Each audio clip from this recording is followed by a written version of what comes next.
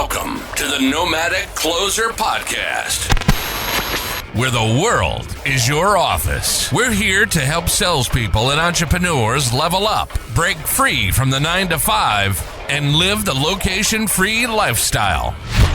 Each week, join us for real-life experiences from the pros, practical tips, and game-changing insights on how to succeed in sales, business, and life. This is the Nomadic Closer Podcast.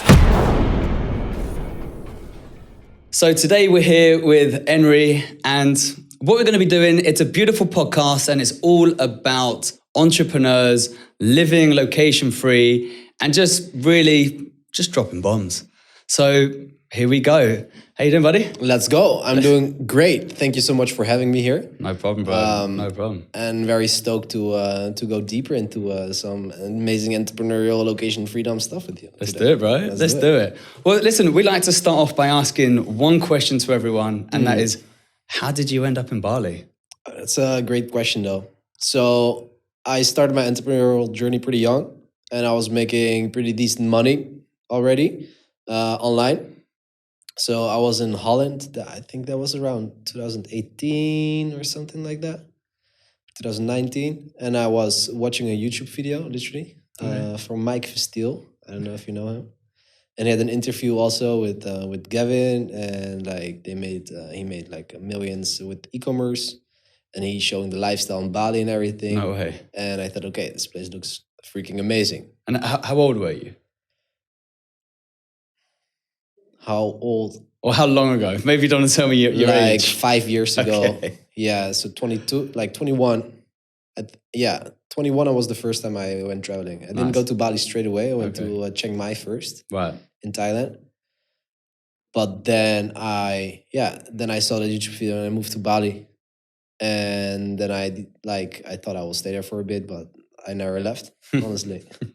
That's crazy, man. Yeah. That's crazy. But like, why didn't you leave? Like, what was it about Bali that you thought, I don't find this anywhere else in the world? Sure. So I traveled also before quite some. I've been through a lot of places in Europe and Asia, some places. But yeah, I came to Bali and it was really like, it was very different also that time. It was very, like, the people were very different. But like, it was mainly the freedom, right? Wow. So you have a scooter here or a bike, and it's small. You live in Canggu, and like, you know everyone, and like, I don't know, it was just this freedom feeling and this amazing group of people, and just the entire vibe. Also, all the people, the locals and everything with their religion. It's so beautiful. They pray every day. It's like, I don't know. I felt really at peace and really amazing here in Bali. That's nice, man. So in terms of your entrepreneurial journey, yes. Did that start before you came to Bali? Yes. So tell me a bit about that, because you said you started, your entrepreneurial journey when you were quite young. Sure. Was that before you were 21? And yes. What did you do? By what was the first thing you actually sold? Sure. Or you're not allowed to say on camera? Yeah, I'm allowed to say. I'm allowed to say. So my first thing was really when I was 11 years old. So my parents are refugees from Georgia. Okay. So grew up in Holland. And they never had a bunch of money. They never had, like, they were pretty poor. And all my friends got all the newest gadgets and all the nice clothes and everything. And like, they could never afford that for me. So when I was 11 years old, I was like, one day I was watching television. I was pretty chubby as well, actually really chubby. And there were these scouting kids, American scouting kids, selling cookies door to door on television. So literally the fattest boy would make the most money selling cookies door to door. So if this guy can do it, I can do it as well. Okay. So I come up with a random story, actually really bad, like a random charity story. It's really bad, actually. Asked my dad for some money, to borrow him some money. He gave me, like, begging. He gave me money. I said, you're going to get everything back tomorrow. He gave me some money. And then I bought the cheapest cookies in the supermarket for like 50 cents. Okay. Stroop waffles, this typical Dutch waffles, the cheapest. And I started selling them in my neighborhood for €5 per package with the random story. And within, I had a box of 20. And within 1.5 hour, they were all sold. So that's like $100. Like, made $100, basically 1.5 hour. Yeah. And I got back, I ate it for a couple hours, and I made more than my dad made like in 2 weeks, literally, in like in one day. So that was really the moment, the big mindset shift for me, actually, that I was earning that money as 11 years old, making more money than my parents. At 11? More money than my freaking teachers. And at the moment, I was like, okay, the society is messed. Like, I saw my parents struggling so much. I saw everyone struggling so much. And I was just like this little 11-year-old kid making already a bunch of money. So yeah, that was the moment I thought, okay, like, I don't believe in everything anymore. And from that moment, I started to grow this business like big. Like, when you say this business, the cookie business. Yeah, so first was just me selling cookies door to door. Then a friend came, then his brother had a van. Then we realized, okay, we can actually scout some kids from elementary schools. We had buses, like after school we picked them up on the train station, dropped them everywhere in Holland. That's crazy. From there I started to buy fake G-Shocks and Ray-Bans and like Dr. Dre beats from China. Nobody knew that yet. Started to sell that everywhere. I was doing that. Also started to get indoor sales. Did a lot of different things. Wow. And I got into the online business stuff when I saw an ad on Facebook that you could like make money online with e-commerce, drop shipping. So when you first saw that ad, what was your first initial thought? Did you think, oh, that's too good to be true? Or what was your first? No, I didn't believe it was too good to be true. I was already over that stuff. I believed, maybe I was very naive as well, but yeah, I just saw this ad and this guy was just selling like drop shipping. It was really booming then from Alex Becker. Oh, wow. And then I got that course, started selling that on Shopify, started to actually really well. But then I had the shiny object syndrome. It's like I bought any kind of course, every course. So it was doing okay, but then affiliate marketing came. It's like, okay, I don't even need to ship anything. So I started that ClickBank. That was my real big first success on ClickBank affiliate. And yeah, then this journey just developed and developed. But let's talk about shiny object syndrome. Yeah. Because I've had it and sometimes I get it. And, you know, lucky I've got a great business partner that's like, Joel, stop thinking about other stuff, focus on what we have. How did you move away from that shiny object syndrome? Like, how did you think, okay, well, I understand I keep trying to do too many things. It's not working. Let's bring it back a step. And how did you have that discipline just to focus? That was a long journey, dude. I had the shiny object syndrome for a long time. Yeah. And if I just sticked with one specific thing for like 4 or 5 years, I would have been way more successful than I'm right now. But yeah, like, I think it's important. So first I was making all that money. Then I thought, okay, like I want to do something that I really love to do, the passion stuff. And then I did that and spent a lot of money on different kinds of stuff that worked, but didn't make me as much money as I used to have. So I started to focus on shift something else again and then something else again. So it was always like moving back and forth for actually figuring something out that was making me a lot of money while also being happy and fulfilled with it. So that's the thing, because at the moment there's a lot of people who want to become an entrepreneur. A lot of people that want to have an online business, make money, live location free from their laptop. But it's so easy to have shiny object syndrome because there's so many opportunities out there. There are hundreds, and like they're all working as well. But where do you start? How do you start? Like, you know, if you're talking to your younger self, knowing what you know now, I mean, what kind of advice? I know it's probably a hard question, but what kind of advice would you give your younger self? Well, focus first of all on one thing that generates you cash flow, no matter what. So if you don't have any skills or anything, the easiest thing you can do is literally, for me, I would suggest everyone to start learning skills in sales, for example. High ticket sales. I would recommend everyone to do that literally, to start selling. You can be location independent as well. You can have a big commission. You can easily make 5 figures a month. Easily, honestly. Absolutely. So that's already good cash flow, right? So your cash flow is fine. With 5 figures a month, you can live everywhere pretty decent. So once you have that cash flow, then just, maybe delve in some kind of different business opportunities, but just pick one and stick with it. And the reason why you want to have cash flow is because you're going to fail, right? For example, you start drop shipping, Shopify, you find a product, maybe you spend 2-3K on a product, testing stuff, it doesn't work. If you don't have cash flow, you're still working, and the 3K can be a lot, right? Exactly.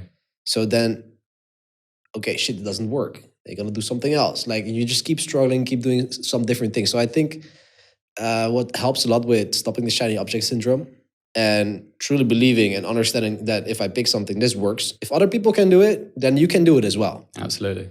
It's not rocket science. Mm-hmm. Online marketing is or online business is not rocket science. Actually, really simple. It's not easy, but it's very simple. And if you have cash flow, that really helps you to keep going on and just keep moving on further. That makes a lot of sense. And it's so true what you say about sales, because you need, life is selling. The minute you wake up, you're selling. You're selling to yourself. You need to get out of bed. You know, you need to go to the gym, or you meet someone. There's the exchanging is selling, right? But I think a lot of people have a very understanding of what sales is. You know, people think that it's pushing a product. But what I like to say to people is, once you have sales skills, you can sell anything, anywhere, at any time. 100%. Like you can go to network meetings, and just because you have the skills in, let's just say, selling a high ticket product doesn't mean you can't sell something else. So the way I always kind of tell our students is, listen, once you understand how to close, you can go into a network meeting group, be the only person that is in the sales industry, and everyone else is in something different. But everyone has a problem. So because of your skills, and you know how to ask the right questions, how to find pain points, how to help them find solutions, and all of a sudden you become the expert, and they hire you as a consultant. 100%. So not only are you making money from other products you're selling for other people, there's so much money you can make as a consultant as well. Exactly. And that's what people don't understand. You need to have sales skills in order to be able to bring in that cash flow. And that cash flow will eventually allow you to start trying other stuff, maybe investments, maybe a new skill, drop shipping. So absolutely. But let's move forward a little bit, because I want to kind of get to understand a bit more about what you're doing now. And like, how would people get to the level that you're at? Get to the level I am at. Yeah. Just keep on grinding, literally. Just put in the hours, I guess. Put in the time. So what's the thing that's kind of like bringing you the most amount of money with almost no effort? Because I know you've got your systems in place now. You've grown to a point where it's all automated. Yes. But like, what's the thing that's bringing in the most amount? Like, what industry or what business? That's the Etsy automation business we do right now. Okay, tell me about that. So we literally, my main business is we set up and manage e-commerce stores, especially focused on Etsy. Okay. 100% hands-free for our clients. So why Etsy? Why Etsy? Yeah. So I started Etsy around 7 years ago. Okay. I started to put some attention in the beginning, start products, build a brand, and I started to get sales, all organic SEO, and I was keep getting sales, but I didn't really put my time and effort a lot into that. But in the meantime, for all those years, I still was getting still sales, right, without touching anything. So around 2.5 years ago, I started to shift back. Okay, it's like I have this store, let's put some attention into it. And I went really deep and really monk mode into this Etsy. And that store generated then almost £1 million through all those years with around 45% profit margin. Wow. So, while I was doing that, studying all that stuff, checking other stores and whatever, there was actually very little competition. Very little competition. My biggest competition at that time was just like grannies and mummies were making stuff with their hands in their home. They have no idea about business or marketing or everything, but they're still selling pretty well. So what if you can model that stuff and do actually everything better, right? Better pictures, better SEO, better descriptions, better all that stuff. Then I started crushing that. So then I started doing it for some friends, for family, set all that stuff up, build my teams, create SOPs, which is, I think, one of the most important things as an entrepreneur. Oh, yes. Because if you have a business and you have just yourself and you're just working all the time, you're not having a business, you just are a freelancer, I feel like. So I started to do that. And in the meantime, I thought, okay, this is great. Let's just start offering that to the world and start doing some marketing around. And things start to roll. Things start to go really well. That's crazy. Yeah. So how many hours do you think you spend on it a week now? How many hours I spend a week on it? Now you got it to the stage it's at now. If I want, it's literally 2 hours a week. Yeah. If I want to calling with my team in my right hand, basically. That's amazing.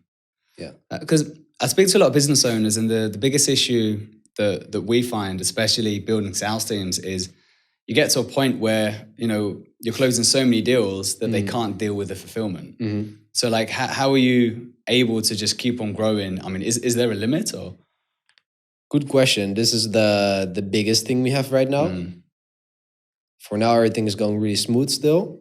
Like it's just about hiring the right people. And that's the very big thing I learned also throughout the years. I always got people and I didn't pay them well. So you actually always get what you pay, honestly. Yeah. Pay peanuts, you get monkeys. Exactly that. So that was a big shift. Okay, let's find really good people, really experienced and amazing people. Let's pay them well. Also give them a percentage of the profits, a small percentage of the business. So everyone is incentivized to do their best. Also, all the people working on the stores. Interesting. They all have a small percentage of the profit. So everyone is incentivized to do their best. And just hiring the right people. And in the end, you have the managers and like you pay the managers the right amount of money. They are on top. They make sure that those processes go well. And they're also, if you pay them well, they're not just passive, just you tell them what to do. They're actually active, also actively thinking, okay, how can things get better? So you don't hire robots, you hire people that can think. Exactly. And upgrade. And every time like we upgrade SOPs, we're making sure we know exactly what's happening in the market. We know so things are moving really well. Amazing. But how do you find these people? Because that's probably the hardest thing. Right? Yes. Is it websites? Is it, you know, people that you hire and referrals? Yeah. So my first amazing hire. That's basically my CEO right now. He runs the company basically. Okay. I knew him already from another project I was working on. He was invested in that. Then I reached out to him. It's like, hey, we're doing this. Are you interested? Yeah, super interested. I'm getting a store from you. But like, I'm only getting a store if you're gonna teach me how to do all this stuff. So it's like, okay, let's do that. So in the meantime, I was like starting doing that and start to teach him stuff. And in the end, like he started like I know this guy is a freaking killer. This guy is a machine, amazing. So then it's like, okay, like what do you think if we like start to work together? We're gonna do that.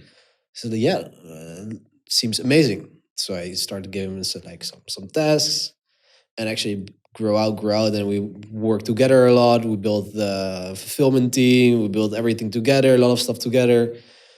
And from there, that guy was my first amazing hire. That's lucky. It's great. It's fortunate, but it's also quite lucky as well, right? Lucky. Yeah. Like I had some moments like I also get referrals. I had some moments like this, but those people are very rare and very hard to find, but they are there. They're out there. Maybe they're working for another company, which they don't like. So yes. So I did something similar with Nomadic. I knew my limitations. Like I grew the business to a certain size, and I thought, well, I can't do this by myself. You know, I thought, okay, let me write a list of things that I absolutely love doing and good at. And let me write a list of things that I don't like and I'm not good at. And then all of a sudden, I could just see very clearly the person that I needed to find. And it was obvious the type of person and the person I needed to find to be my better half, so to speak, as a business partner. Then I understood that. I went out and I found the perfect partner. And now the business has grown 10x since he's arrived because he's just an absolute machine. Sure.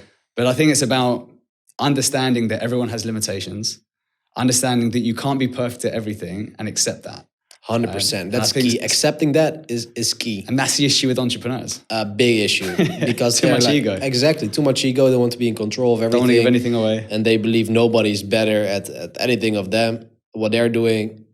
But if someone is already 70% on the level you are, they can always learn. They're all better. And the most important thing, you have more time freedom. Because otherwise you're just building something. You build another cage, a golden cage, basically. That's it. We're in this business, we're in this industry because we want not just, time freedom, but also location freedom. And if you have the right person, you put in the systems, you implement the SOPs, you finally buy your time back, right? Exactly. So living in Bali as an entrepreneur where you now have a lot of time, if anyone's looking to come to Bali as an entrepreneur, I mean, what can they expect from the community here? Whew, that's a good question. Because it's growing, it's getting busier and busier. Yes. Is it growing? Is it getting busier for the right reasons, the wrong reasons? Everyone's got a different opinion. Yeah. Everyone has a different agenda here as well. But yeah, depends. So yeah, the big thing as well is like find your tribe. It's very important to find the right people. Here in Bali, everyone in Bali looks like a super baller. You check their Instagram, think, okay, they're living the life. Yeah. And then you're getting close, you think, okay, they're living the life. I want that. You're getting close, and then you realize like they like surviving from $1,000 a month, and they don't even have $1,000 on their bank. Yeah. While they're pretending to be like millionaires. That's and it. everyone can be pretend to be like a millionaire here in Bali, honestly. So it's really important to understand your tribe, the people you hang out with. And they're amazing people here, right? Absolutely. They're amazing people. But also a lot of people who are going through their journey. Like, I think the biggest thing here in Bali is like everyone comes here. A lot of people are running away maybe from something. Maybe want this transformation. Everyone is going through a transformation. Absolutely. Here in Bali. Everyone is going through a massive transformation. Yeah. That's one thing. And that's great. And there are people who are beginners, people who already built some things out.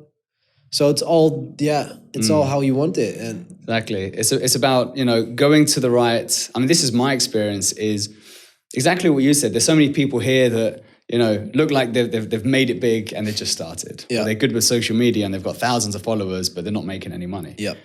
So it's about getting yourself out there, going to network meetings, meeting the right people, because through these network meetings, using a sieve, all of a sudden you start to see who you really want to start hanging around with and 100%. being around. Because I always say that you are the average of the 5 people you hang out with, Yeah.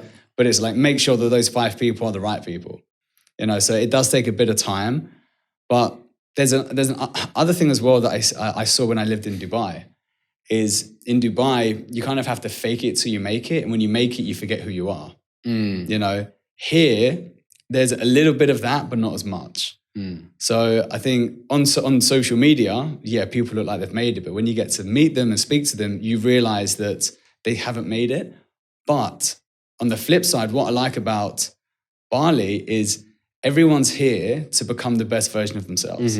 Everyone's here to level up. Everyone's here to collaborate with you and to see how, yes, they can benefit, but also how they can exchange information and how you can benefit as well. Sure. So I just find like there's this beautiful energy of collaborative work where everyone isn't jealous of anyone. It's like, yo, let's see how we can, get together and just build. Agreed. That's the energy I like about Bali. That's why I prefer Bali compared to anywhere else I've lived in the world. That's beautiful. So that's the way I look at it. But again, you do need to make sure you know what you're looking for, and you choose your tribe carefully. Yep. Right. But the other thing, I mean, I'm talking from experience. The other thing I like about Bali as well is you can come completely by yourself, not know anyone, want to start a new life, and you can have 20 new friends in one day. So fast. Yeah, things can go really fast here. It's super easy. Nice, brother. Nice. So the last thing I really want to kind of finish off here is, if someone hasn't started their entrepreneurial journey, if someone is in a 9 to 5 and they've always wanted to start their first business, or maybe they have a bit of cash on the side, like, what do you have at the moment where someone can come up and be like, yo, do you know what? I don't have time to learn a new skill, but I've got a bit of money on the side. Like, what kind of businesses do you have at the moment that could help them with some passive income so they can start leaving their 9 to 5? Get your Etsy store. There you go. Get your Etsy store up. That's it. It's insane. Like, our clients are making around 5 to 10K profit plus a month within the first year. It's crazy. All organic, all SEO, and that's the beauty. So you have a lot of different automation things, Amazon or Shopify or whatever.